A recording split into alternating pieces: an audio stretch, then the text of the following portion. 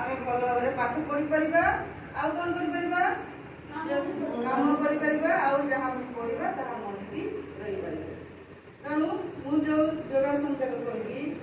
तुम पर्वतासन अच्छी सूर्य नमस्कार अच्छी प्राणायाम अच्छी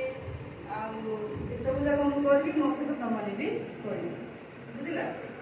फास्ट आम पर्वतासन करा कि तुम एकाग्रता वृद्धि पाइब जो पढ़ो से मन रही केमती कर गोटे गोटे ठिया गोटे गोटे ठिया हेलो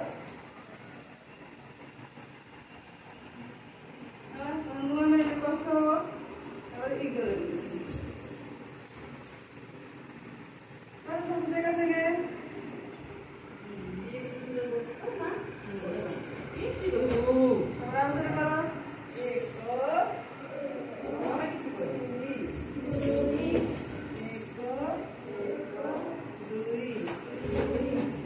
सबुदिन 5 मिनिट लेखा कर बुझला आउ गोटे कर तुम डेक कर